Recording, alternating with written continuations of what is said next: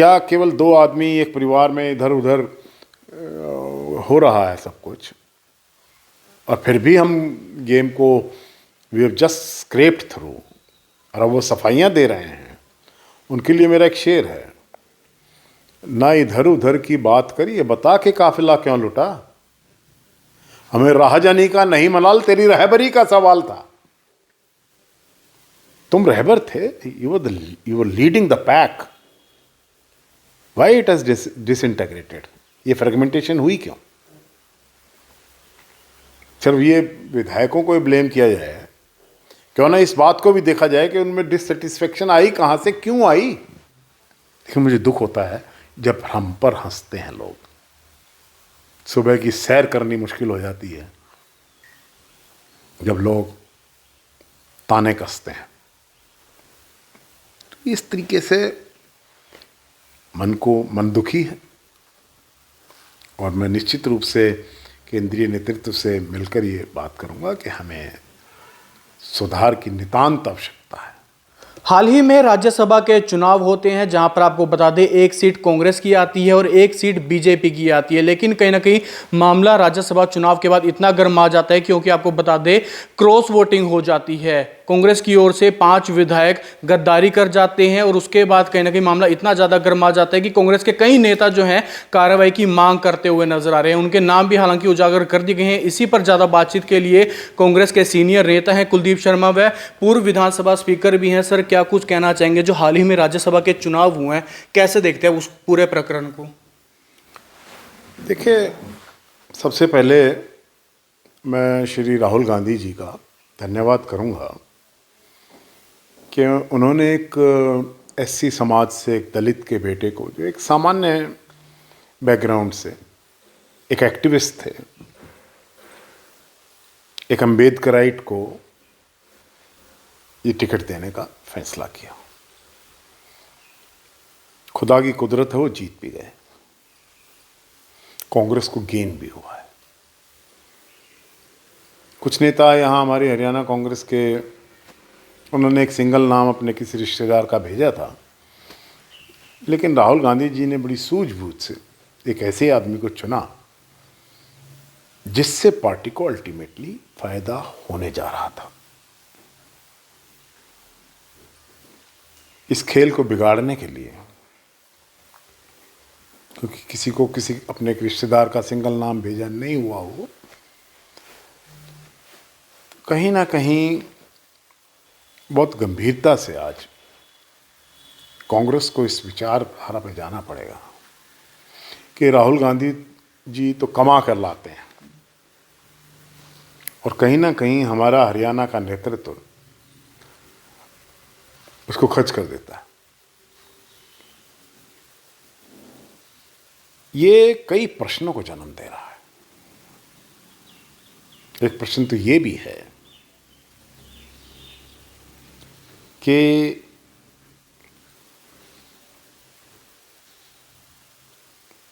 क्या जिन लोगों के हाथ में ये कमान सौंपी गई है वो लीडरशिप प्रोवाइड करने के काबिल रह गए हैं? 36 में से 37 में से 9 आदमी, 25% हमारा एमएलएज निकल गए हैं, या पार्टी के मैंडेट को जिन्होंने ऑनर नहीं किया है। तो is it not a challenge to the local leadership? क्या बात है,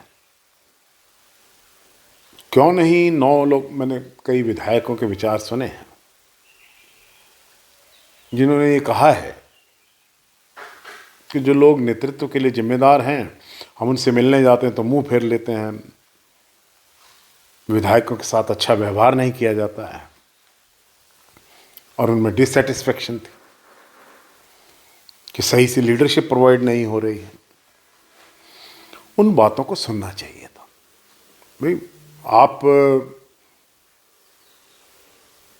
अपने विधायकों से उनकी राय तो जाने, क्या बात है, किसको क्या तकलीफ थी, क्यों आपके नेतृत्व को स्वीकार नहीं कर रहे हैं, क्यों पार्टी की लाइन से हट के जा रहे हैं। इस बात पर अगर अभी तक विचार नहीं हुआ है तो मैं पार्टी की हाईकमांड से कहूँगा रिक्वेस्ट है, करना तो उनको है। माननीय प्रभारी जी को भी कहूँगा और टाइम मिलके बात भी करूँगा कि हरियाणा में एक बार फिर से गंभीरता से सारी जो कमांड है उसके बारे में आप सोचें। इसका एक संकेत ये भी गया है कि केवल क्या 2 ही आदमी हैं इस कांग्रेस में? क्या एक परिवार ही चलाएगा इसको? क्या और नेताओं की भागीदारी नहीं होनी चाहिए थी? ये भी एक प्रश्न, क्योंकि जिस प्रकार से, मैं उस शब्द को इस्तेमाल नहीं करना चाहता जो मीडिया इस्तेमाल करती, बाड़ेबंदी की गई विधायकों की। विधायकों को कौन बाड़ेबंदी कर सकता और क्या जरूरत पड़ गई थी? तो राहुल गांधी जी को, पार्टी के माननीय अध्यक्ष जी को, माननीय प्रभारी जी को, सभी विधायकों से दोबारा पूछना चाहिए। और मेरा ये विचार है कि आप एक एक करके बात करो लोगों से। तो यानी कि जो सीएलपी लीडर हैं, क्या उनको बदलना चाहिए? मैंने किसी के बदलाव की मांग नहीं की। मैं ये कह रहा हूं कि चुनाव तो फिर भी आने हैं, चुनाव फिर आएंगे और फिर ऐसी परिस्थितियां जन्म हों। 2028 में फिर भी तो है। तो ऐसी परिस्थिति दोबारा से ना दोहराई जाए तो पार्टी क्यों ना पुनर्विचार करे इस बात पर कि भी पार्टी में सही से लीडरशिप प्रोवाइड हो रही है कि नहीं हो रही। क्या केवल 2 आदमी एक परिवार में इधर उधर हो रहा है सब कुछ, और फिर भी हम गेम को we have just scraped through, और अब वो सफाइयाँ दे रहे हैं। उनके लिए मेरा एक शेर है, ना इधर उधर की बात करिए, बता के काफिला क्यों लुटा, हमें राहजानी का नहीं मलाल, तेरी रहबरी का सवाल था। तुम रहबर थे, you were leading the pack, why it has disintegrated? ये फ्रेगमेंटेशन हुई क्यों? चलो ये विधायकों को ब्लेम किया जाए, क्यों ना इस बात को भी देखा जाए कि उनमें डिससेटिस्फेक्शन आई कहां से, क्यों आई? अगर इस बार पर विचार नहीं करेंगे तो ये अगले चुनाव में भी। एक और बैकग्राउंड में जाना चाहता हूं। एक किस्सा है कि एक लड़के को डकैती और चोरी और कत्ल में सजा हो गई, फांसी की। जब उसको फांसी पे लटकाया जाए तो उसकी आखिरी इच्छा पूछी, वो कहने लगा मैं अपनी माँ से मिलना चाहता हूँ। उसकी माँ को बुलवाया गया, उसकी माँ आई तो उसकी माँ के कान को उसने कुछ कहने के बहाने काट लिया। उसकी माँ ने कहा, अरे बेटा फांसी के फंदे पर चढ़ रहे हो, क्या कर रहे हैं? बोले, माँ इस फांसी के फंदे के लिए तुम जिम्मेवार हो। जिस दिन मैं पहली चोरी करके आया था, अगर उसी दिन मेरे को सजा दे देती, तुमने चोरी के पैसे लेके घर में रख लिए। अगर उसी दिन मुझे सजा दी होती तो मैं इतने बड़े अपराधी ना बनता और आज मुझे फांसी का फंदा ना चूमना पड़ता। उसने अपनी मां को ब्लेम किया। ऐसी परिस्थिति 2 बार पहले कांग्रेस की बन चुकी है। इन्हीं लोगों के हाथ में थी बागडोर भी। एक बार तो पेन बदल दिया गया, एक को खाली छोड़ाया था। क्यों ये परिस्थिति बनी? पहले भी बनी है। अगर उसी टाइम रेमेडियल मेजर्स लिए जाते तो आज किसी की ये हिम्मत ना होती कि पार्टी में क्रॉस वोटिंग हो रही है। दूसरा, हरियाणा के ही विधायक वोटिंग कर रहे हैं, जिनके ऊपर एलिगेशन है। पार्टी ने नोटिस सर्व किया, पार्टी सर्वोपरि है, पार्टी ने जो फैसला किया ठीक है, पार्टी के अपने निर्णय हैं।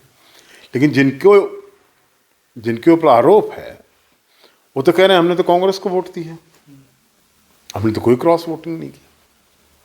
अगर ये बात सच है तो झूठ कौन बोल रहा है? कोई ना कोई, somebody is telling a lie।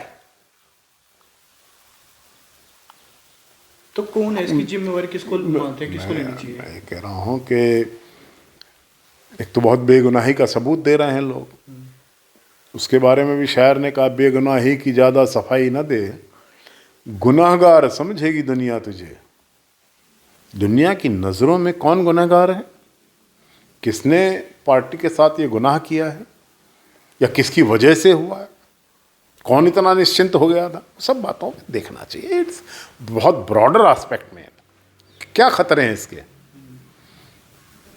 25% विधायक तो आप खो चुके हैं। फ्रेगमेंटेशन, बीजेपी का जो गेम रहता है कि कांग्रेस एक डिवाइडेड हाउस है, कांग्रेस का घर आपस में टूटा हुआ है, कांग्रेस में गुटबाजी है। ये जो बीजेपी गेम दिखाना चाहती है, जिसकी वजह से हम पिछला चुनाव भी आ रहे हैं। अगर एक व्यक्ति के ऊपर सब कुछ ना छोड़ा जाए, सबकी सामूहिक नेतृत्व बनाकर पिछला इलेक्शन लड़ते तो पिछला भी जीतते, आगे भी वैसा ही परिस्थिति बनाने की कोशिश करनी चाहिए। अब कह रहे हैं कि भाई फलां ने वोट नहीं दिया, फलां ने नहीं दिया। मैं उस ब्लेमिंग गेम में नहीं जाना चाहता। किसने नहीं दिया, सबकी अपनी अपनी कॉन्शियंस है। लेकिन ये तो ठीक है कि 9 आदमियों ने नहीं दिया। जिन्होंने, कुछ ने तो कहा है कि ओपनली क्रॉस वोटिंग हो गई। उस क्रॉस वोटिंग को जो आइडेंटिफाई कर रहे हैं आदमी, उनकी तो मर्जी हो गई, वो किसी को भी नाम ले दें। प्रभारी जी ने जो ये हमारी ड्यूटीज लगी, प्रभारी जी को या किसी बाहरी आदमी को ये देखने के लिए, क्योंकि ये कई गेम हो रहे हैं। अब मुझे पता नहीं असलियत क्या है, मैं पर ना तो एलिगेशंस के बारे में कुछ कह सकता हूँ, क्योंकि कई तरीके की थ्योरीज चल पड़ी। कांग्रेस को नुकसान हो रहा है निरंतर। कह रहे हैं कि फलां गुट से 2 लोगों ने वोट नहीं दिया। चलो भाई, फलां गुट के 2 लोगों ने नहीं दिया, वोट तो 9 ने नहीं दिया, बाकी 7 किस गुट के हैं? और तो कोई गुट नहीं है यानी कि गुट 2 तो है। आप वो एक आदमी ने कहा ना, मैंने सुना एक नेता का विचार टीवी में कि भाई 2 आदमी का तुम्हें पता ही है कि इसके पीछे कौन है। शीर्ष नेता है, उन्होंने कहा है, मैंने सुना है। अरे भाई 2, चलो वो 2 मान लिए, बाकी 7 कौन है? किसने टिकट दिया था उनको? कौन जितवा के लाया था? कौन था उनका जिम्मेवार? कौन ले गया था उनको? उन 7 की जिम्मेदारी कौन लेगा? 2 की तो दे दी, 7 की जिम्मेदारी सामूहिक फेलियर हुआ है तो सामूहिक फेलियर होना चाहिए। किसी एक के ऊपर ब्लेमिंग गेम में नहीं जाएं हम। मैं फिर कह रहा हूं, अगर कांग्रेस को चलाना है हरियाणा में मजबूती से, माननीय प्रभारी जी से भी निवेदन है, माननीय अध्यक्ष जी से भी निवेदन है कि आप सबको कॉन्फिडेंस में लेकर चलें। ऐसे यूनिलैटरली 1-2 आदमियों के हाथ में ये बात, मैं समझता हूं कि इससे हमें निकलना चाहिए। दूसरी बात यह है कि अगर कांग्रेस कमजोर होती है, कांग्रेस हरियाणा में आज के दिन मैं कांग्रेस को मुख्य विपक्षी मानता हूं, और तो किसी पार्टी का अस्तित्व वो इतना गहरा नहीं है। Bharatiya Janata party ruling party है, प्रिंसिपल ऑपोजिशन पार्टी कांग्रेस है, बड़ी भारी बहुमत कांग्रेस का है। लेकिन अगर कांग्रेस की टूटन दिखाई देगी, फ्रेगमेंटेशन दिखाई देगी, कांग्रेस की लीडरशिप की आपसी गुटबाजी, लड़ाई वड़ाई जो भी है जब स्पष्ट हो रहा है, इस तरह ब्लेमिंग गेम हो रहे हैं, इससे फायदा किसको होगा? कहीं इस ब्लेमिंग गेम के अंदर आप इस बात को तो नहीं भूल रहे कि फायदा कहीं एक तीसरी हरे रंग की पार्टी है उनको ना हो जाए? इस बात का गंभीरता से ध्यान रखना चाहिए कि कांग्रेस को मुख्य विपक्षी हरियाणा की जनता मानती है।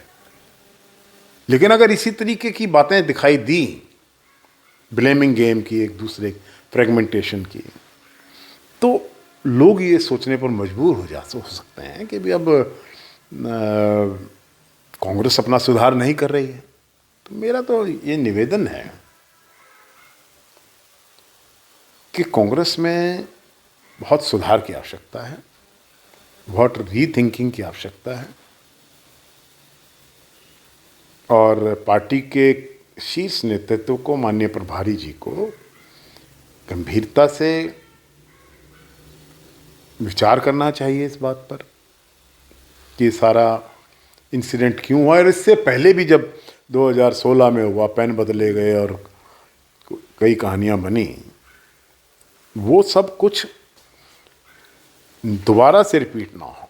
It's a lesson for Congress. आप तो सीनियर नेता है, आपको क्या लगता है कौन पार्टी को मतलब मजबूती से आगे लेकर जा सकता है? आपने भी कहा कि दो लोग पार्टी को चला रहे हैं, तो ऐसा कौन आपकी नज़र में कौन पार्टी को अच्छे तरीके से चला सकता है? देखिए, मैंने ये कहा है कि सामूहिक रूप से कौन, मेरी चॉइस किसी पे हो सकती है, मेरी चॉइस से काम नहीं चलेगा। पार्टी लीडरशिप को, पार्टी के माननीय प्रभारी जी को, केंद्रीय नेतृत्व को सबके अस्तित्व का, सबका पता है।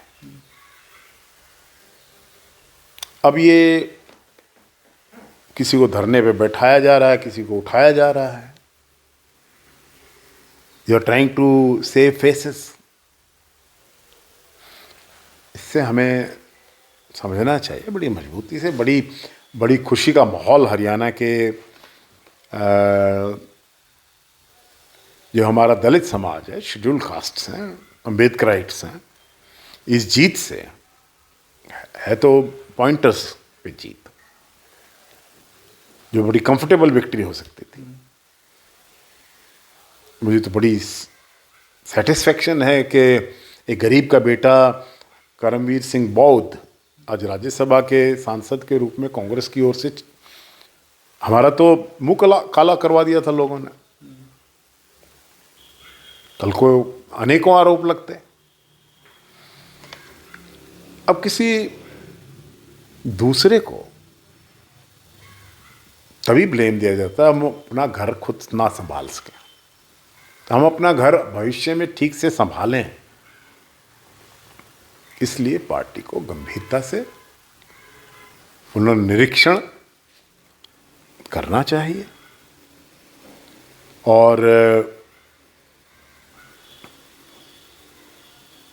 भविष्य में किसी और लोगों को हमारी जिस प्रकार की परिस्थितियां बनी, इससे कोई और फायदा उठा जाए, उस परिस्थिति से बचने के लिए अभी से पार्टी को बड़े कड़े कदम उठाने चाहिए। और आपने कहा है कि भी कुछ लोगों ने, देखिए मैं तो बहुत लोगों से, विधायकों से, माननीय विधायकगण हैं, बहुत से बात होती है, उनका सामने कुछ, लेकिन अगर उनकी पीछे से मन की भावना जो हमें अब बताते हैं, लोग बता रहे हैं,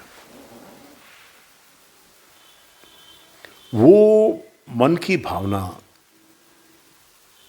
हाईकमांड को भी जाननी चाहिए। विधायकों को बस में उठाकर हिमाचल ले गए थे, शिमला में ले गए थे, क्या ट्रेनिंग अच्छे से दी नहीं गई थी? क्योंकि उसके बाद भी कहीं ना कहीं वोट कैंसिल हो गए, कुछ बागी भी हो गए। नहीं, ट्रेनिंग ठीक से दी गई, अगर ठीक से दी जाती तो ये नतीजा आता क्या? मैं यही कह रहा हूं ना, ब्लेम गेम जहां शिफ्ट होना चाहिए। क्यों हुआ ऐसा? क्यों विधायक डिससेटिस्फाइड हैं? अभी भी आप देखना, कुछ लोगों को कॉर्नर करने की कोशिश पार्टी में बहुत समय से हो रही है। कई लोगों ने षड्यंत्र रचे जा रहे हैं और अब आपने हमारे भाई कुलदीप वत्स का नाम लिया, बड़े स्पष्ट आदमी हैं, बड़ा स्ट्रांगली अपनी बात कह देते हैं। स्पष्ट हैं या स्ट्रांगली अपनी बात कहते हैं, ये बात सबको पसंद नहीं है। उनको चाहिए कि सब्जुगेशन रहे, वहाँ पर प्रार्थी के रूप में सभी खड़े रहें। शायद सबको स्वीकार नहीं होता। यानी कि अगर बोलेंगे तो उसको पीछे कर दिया जाएगा। वो तो कुलदीप वत्स जी का आपने नाम लिया है तो वो खुद ही बताएंगे। आजकल वो कांग्रेस में एकमात्र सिटिंग विधायक हैं। वैसे तो राजनीति में जो लोग विधायक हैं सबकी वोट से चुनकर आते हैं, लेकिन अगर कहें कि भी कुलदीप वत्स जी का वो ब्राह्मण चेहरा है हमारा कांग्रेस का, और कौन है विधायक दल में, किसको छोड़ा है, तो वो इतना एक कांग्रेस का बड़ा चेहरा जो कुलदीप वत्स है, और ब्राह्मणों का प्रतिनिधित्व भी वो उनको प्राप्त है विधायक होने के नाते भी, और वैसे भी उनको किसी भी प्रकार के प्रश्न चिन्ह के घेरे में डाल देना क्या उनके साथ न्याय है? उनकी पीड़ा आपने सुनी नहीं टेलीविजन पे? और कई विधायकों की पीड़ा है। लेकिन सुनो, माननीय राष्ट्रीय अध्यक्ष महोदय माननीय श्री राहुल गांधी जी से और प्रभारी जी से हम मिलेंगे और उनके कहेंगे कि एवरीथिंग इज नॉट वेल, अभी भी सुधार हो सकता है, हम संभल सकते हैं, हम सुधार कर सकते हैं, बदलाव कर सकते हैं, अपनी नीति में बदलाव किया जा सकता है। लेकिन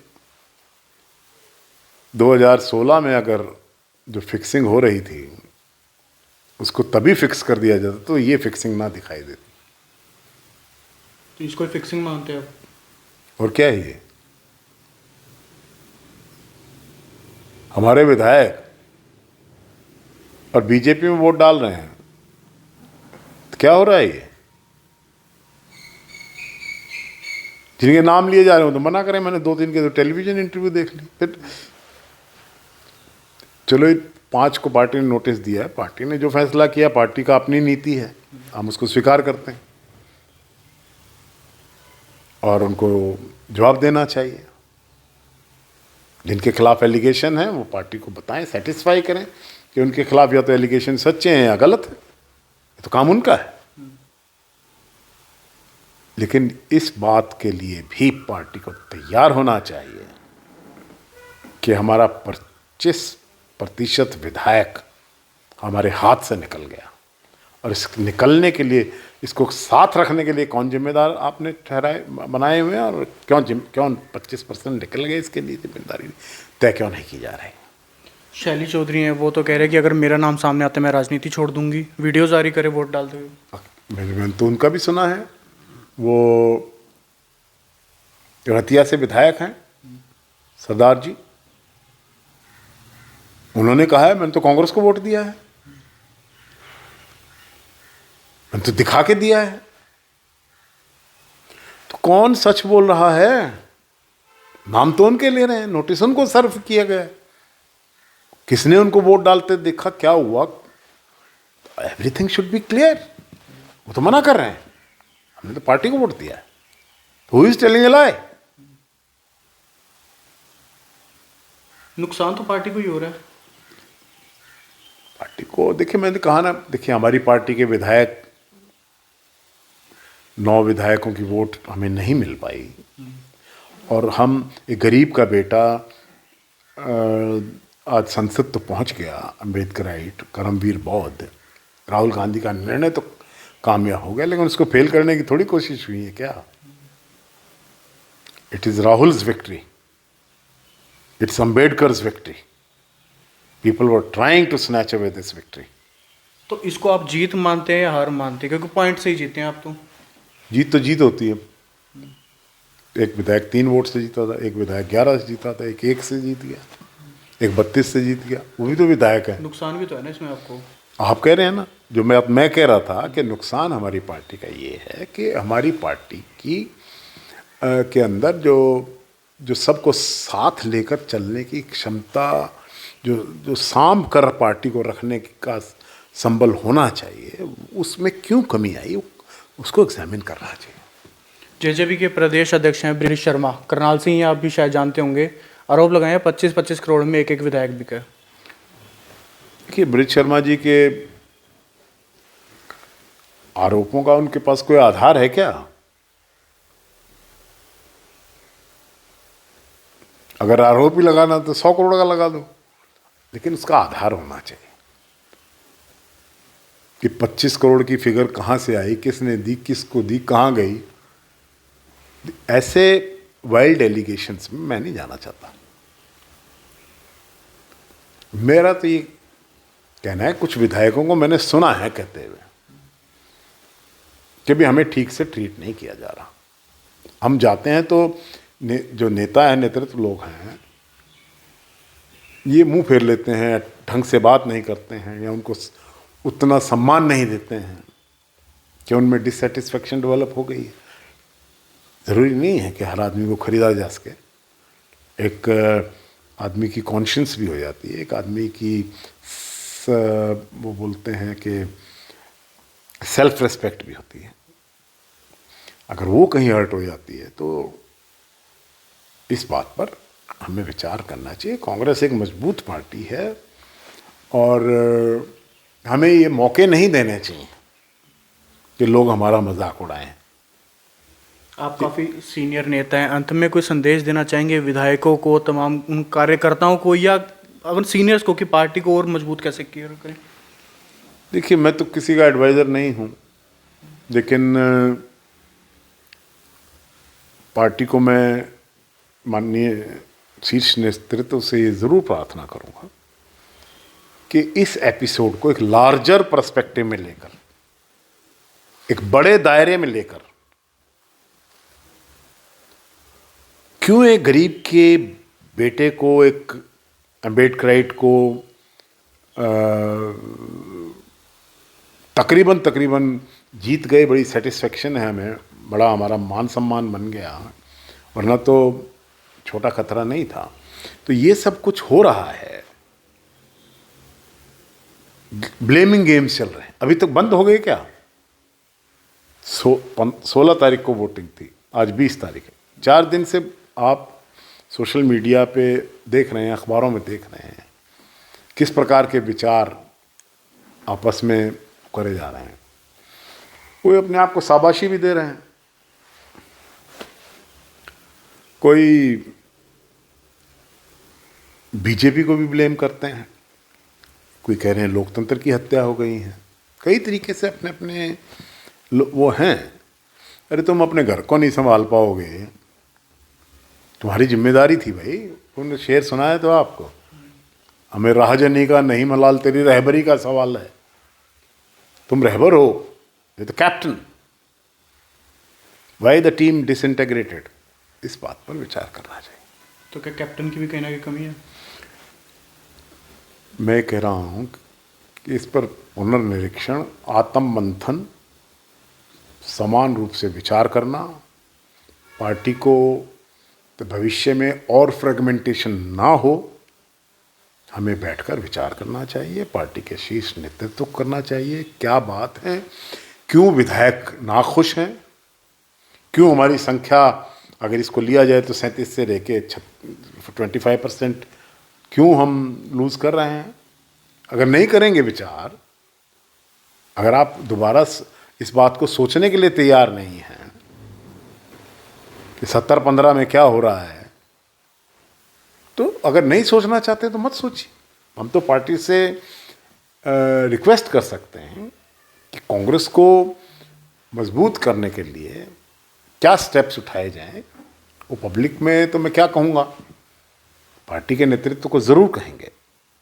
वहाँ हमारा नैतिक कर्तव्य है कि पार्टी को सही स्थिति से अवगत कराएं। ये कोई छोटी बात नहीं है कि 2009 के बाद कांग्रेस अपने बल पर कभी सत्ता में नहीं आई है। क्या ये ठीक नहीं है कि एक नेता ने कहा था 18 अगस्त 2019 में कि ये वो कांग्रेस नहीं है, अब कांग्रेस वो नहीं रही है। जब ये वो कांग्रेस नहीं है या वो कांग्रेस नहीं रही है,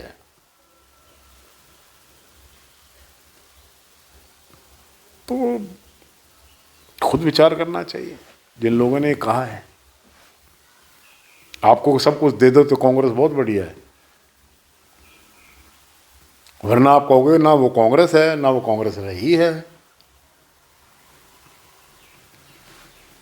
हम तो आज भी, हमारे साथ जो विश्वासघात हुआ है, उसके बावजूद भी कांग्रेस के अंदर सिपाही की तरह मजबूती से खड़े हैं। और दूसरे को क्यों ब्लेम करते हैं भाई? Why blame anybody? Why don't you keep your family together? इस बात पर विचार करना आवश्यक है। नहीं करना चाहते हो तो नुकसान हो रहा है, और फायदा किसको हो रहा है इस परिस्थिति से? कौन हम पर हंस रहा है? विधानसभा में जब ये मुद्दा उठा, किस तरह हंस हंसकर हमारे पर तानेबाजी की गई, किस तरह कोई विपक्ष को भी निशाने पर लिया करता, हमें निशाने पर लिया गया।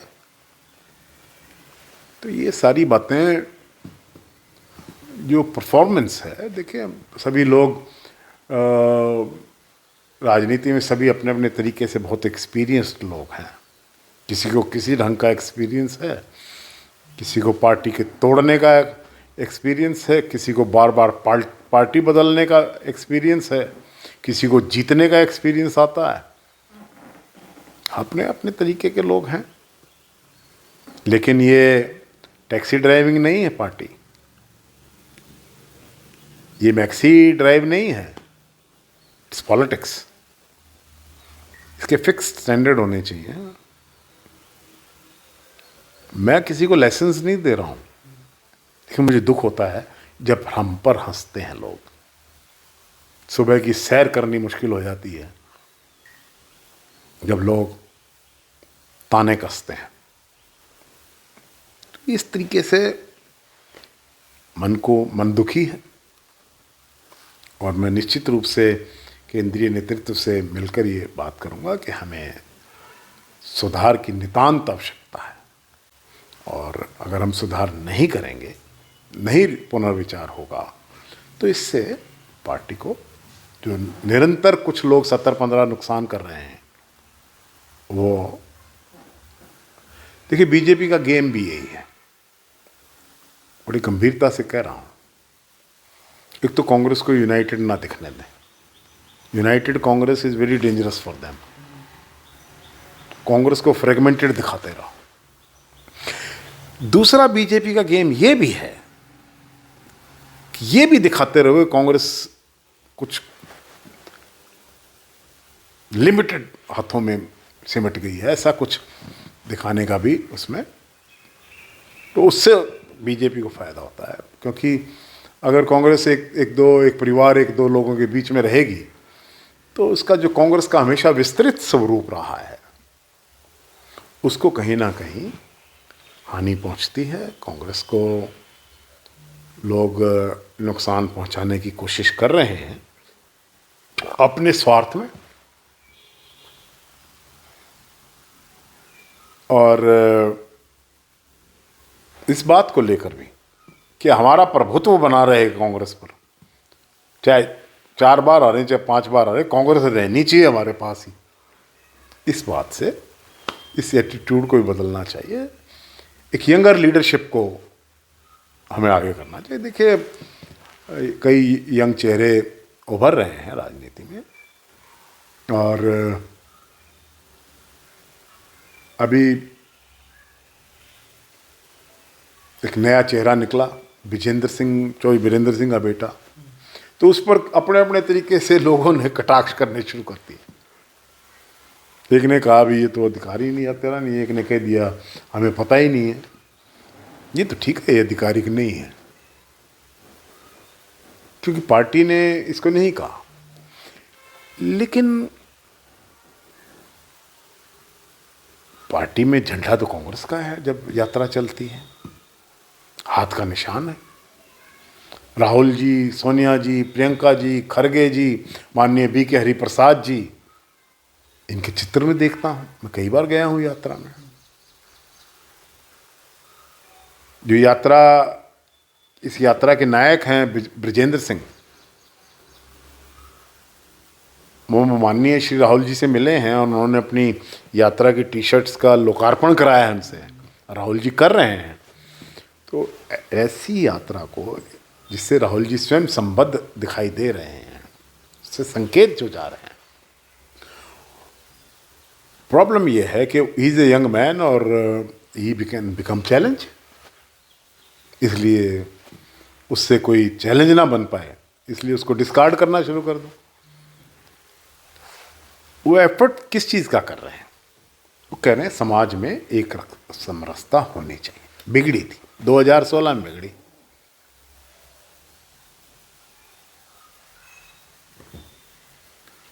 उस बिगड़ने के पीछे सोशल मीडिया में कई कहानियां चल रही हैं। एक बच्चा है धर्मेंद्र हुड्डा, वो कुछ कह रहे हैं और लोग भी कह रहे हैं। क्या सच्चाई है? इसके पीछे कौन है? क्यों ये सामाजिक समरसता खत्म हुई?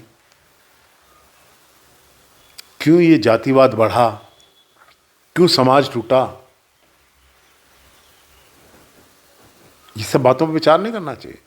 अगर नहीं करेंगे तो सुधार भी नहीं होगा, करना चाहिए। तो बिल्कुल आप देख सकते हैं कांग्रेस के सीनियर नेता है कुलदीप शर्मा लगातार किस तरीके से राज्यसभा चुनाव के बाद, आपको बता दें कांग्रेस की भी एक सीट आती है, लेकिन कहीं ना कहीं हाई कमान को इस पर विचार करना चाहिए कि आखिरकार हरियाणा की राजनीति में कहीं ना कहीं सुधार की बेहद ज़्यादा जरूरत है। मुकुल तीजा, करनाल ब्रेकिंग न्यूज़, करनाल।